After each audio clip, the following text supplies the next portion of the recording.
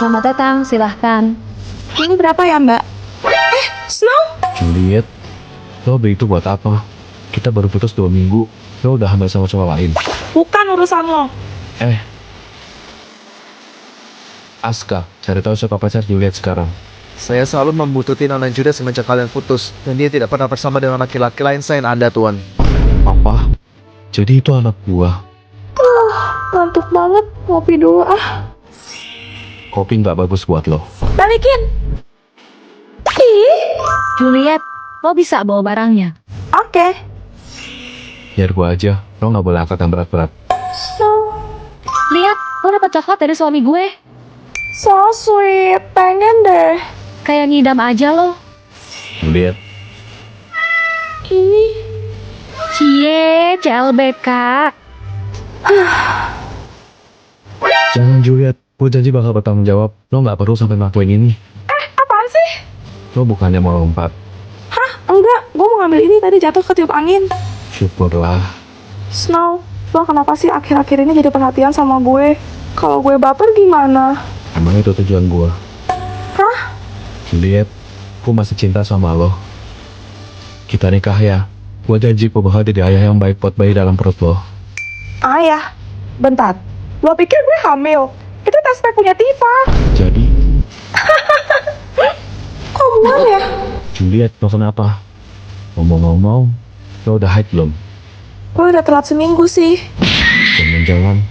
Hah? Masa sih? Gue hamil beneran? Yes. Hari ini kita latihan membuat puisi dengan teman sebangku kalian. Gimana kalau kita bagi aja tugasnya biar cepat kelar? Kalau gitu beda lah tuh nanti isinya. Buah hati, begitu istimewa. Bahkan kata pertama yang diucapkannya. Ayo ngulik. Tidak gentar menghadang terik sang surya di tengah hari. Demi Hello Kitty dan Shaun the Sheep. meskipun hari-hari terasa berat, Dengan kaki mungilnya yang kering kerontang, buah hati yang menjalani hari tanpa adanya beban. Hanya dengan makan, tidur, main, dan ngebor jalan, melintasi samudra dan mengumpulkan ketujuh Dragon Ball menjadi kesehariannya. senyuman dan tawa dari wajah polosnya dengan giginya yang Hitam gelap dan kerasnya perjalanan tidak menggentarkannya untuk terus. menerus dan merengek kepada ibunda untuk melahap. Aspal panas, tetap tangguh bernyali di jalan yang penuh. Odong-odong. Terima kasih. Simon Says, semua orang menyentuh pipi. Ayo cepat pegang pipi kalian. Semua orang tersenyum. Sekarang tersenyum ya. Jangan, dia nggak bilang Simon Says. Snow. Simon Says, robek kertas ulanganmu. Juliet, apa-apaan kamu? Nilai kamu untuk mata pelajaran ini bakalan bapak kasih 0. Gak apa-apa pak, mendingan saya nggak naik kelas daripada saya koit dong. Koit dong. Simon Says, semua orang berhenti. Semua orang kembali bergerak. Akhirnya, gue buru-buru mau nganterin ini ke ruang guru. Kenapa? Dia nggak sebut Simon Says. Simon Says, semua orang bergerak. Juliet, lo ngerasa nggak sih permainan ini semakin berbahaya? Makanya kita harus selalu fokus buat dengerin. Simon Says, sahabatmu, siapapun yang bertahan hidup akan menjadi pemenang. Maaf Luna. Selamat, silahkan klaim hadiah Anda. Satu permintaan.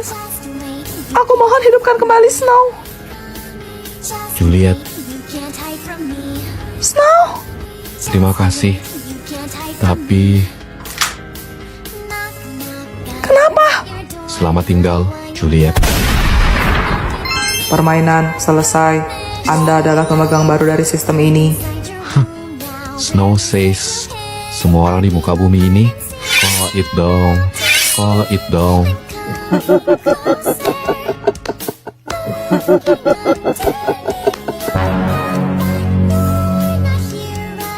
Pelajaran kita sudah selesai, silahkan warnai dulu tugasnya, baru kalian boleh pulang.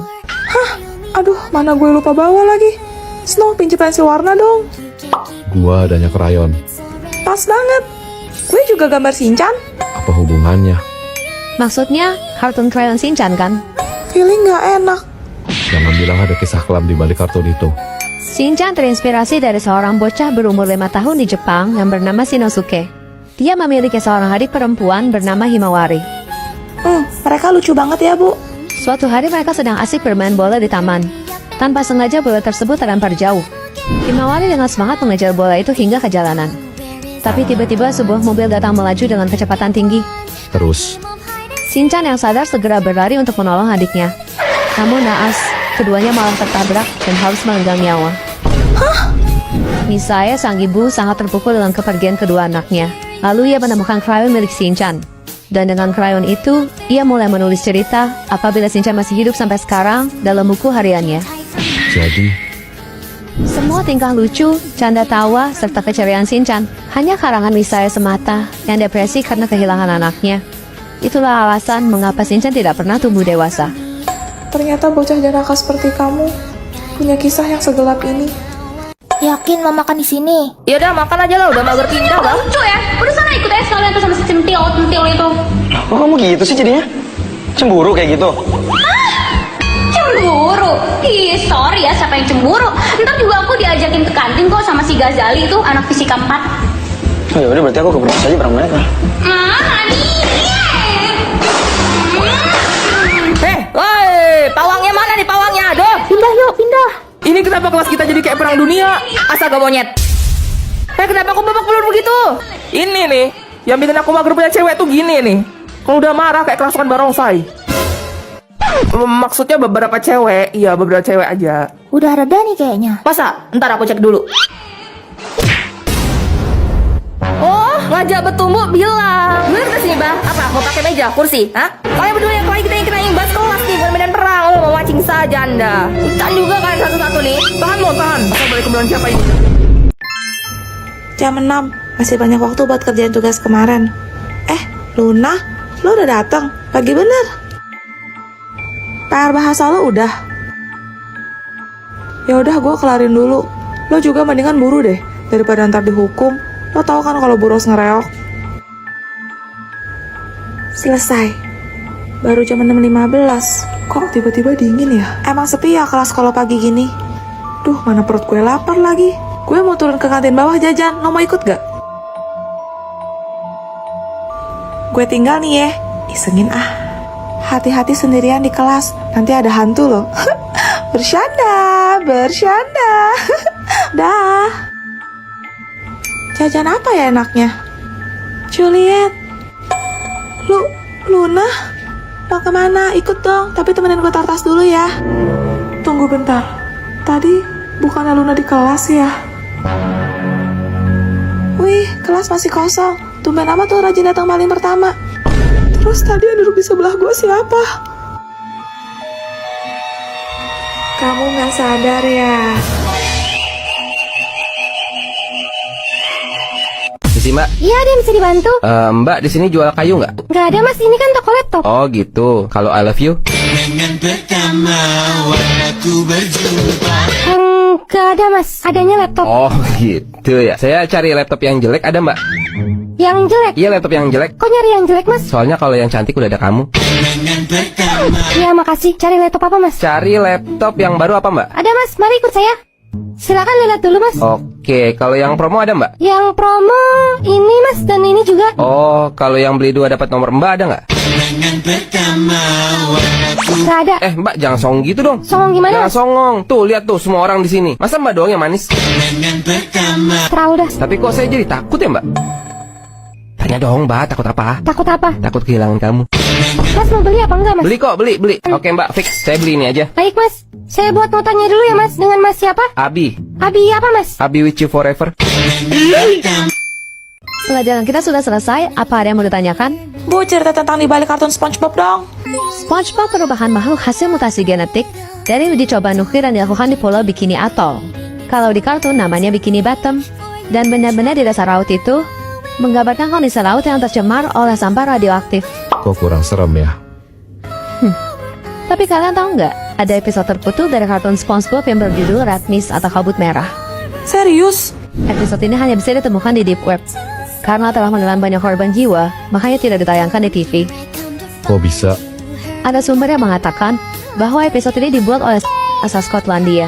yang kehilangan anaknya karena penyakit mata retinoblastoma. Terus, Rumornya, pria itu memiliki catatan kriminal atas tindakan berantai dengan mencongkel bola mata korbannya. Sadis banget. Dalam episode itu diceritakan, Squidward sedang berlatih klarinet, namun diganggu oleh SpongeBob dan Patrick sampai ia kesal. Kemudian, ikan bermata merah dan berpakaian ala Skotlandia muncul.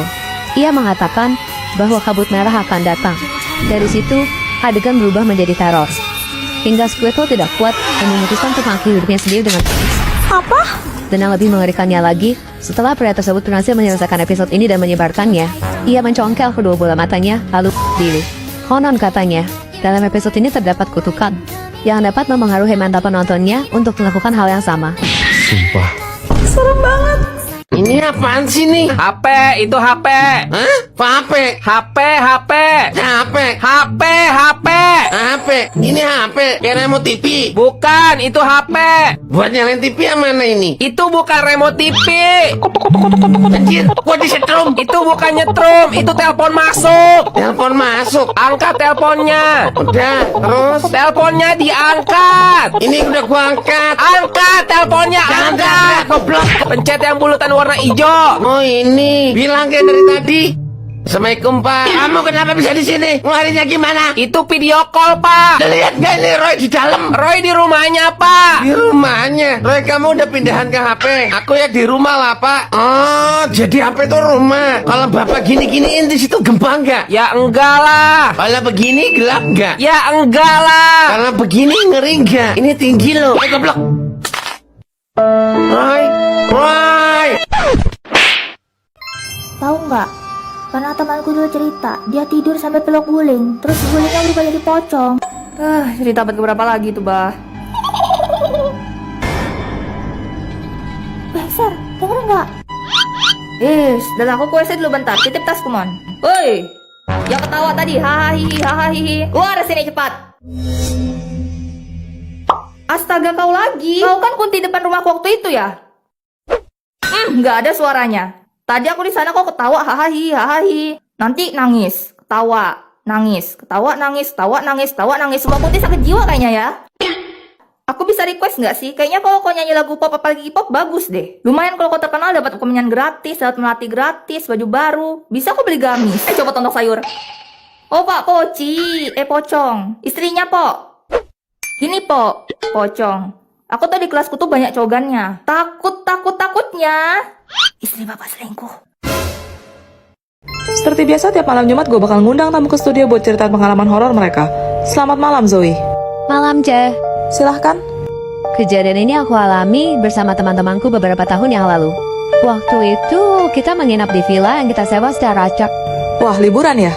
Iya, kita bertiga berangkat pagi, jadi nyampe di puncak tuh cuma 2 jaman aja. Kita taruh tas di villa, habis itu kita jalan-jalan. Malamnya baru kita balik buat istirahat. Seru banget ya pastinya. Tapi baru aja aku rebahan, tiba-tiba mati lampu, Ce. Waduh. Karena pada ketakutan, kita mutusin buat tidur sekamar di lantai 2. Iya. Malam itu aku kebangun, gak tahu jam berapa. Tapi pas buka mata, aku langsung kaku. Karena aku ngeliat anak perempuan lagi main horden di jendela balkon. Serius? Tiba-tiba anak itu nengok ke arah aku. Aku langsung cepet-cepet tutup mata pura-pura tidur. Samar-samar aku denger, Yang ini mayam, tapi suara itu bergeser kian dekat. yang ini mayam, Terus aku ngerasa hembusan angin dingin di muka aku. Gak berapa lama ada suara. yang ini mayat. Hah, mateng. Dia tahu kamu bangun. Aku cuma bisa teriak sampai teman-teman sampai aku bangun nanya aku kenapa. Hah? Aku ceritain lah, tapi mereka bilang mungkin aku cuma mimpi buruk. Terus aku disuruh tidur lagi. Astaga. Besok paginya kita turun buat cari sarapan. Terus ibu yang jaga warung nanya, kalian nginep di mana? Temanku jawab, kita nginep di villa Kak. Terus? Muka ibunya langsung berubah pucet. Terus dia bilang, kok kalian berani sih nginep di sana?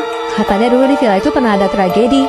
Anak perempuan jatuh dari jendela balkon lantai 2. Dan arwahnya masih gentayangan di sana sampai sekarang. Hah? Jadi, jangan bilang yang kemarin. Itu bukan mimpi, Ce. Aku tahu loh, kakak cuma pula-pula bobo aja kan.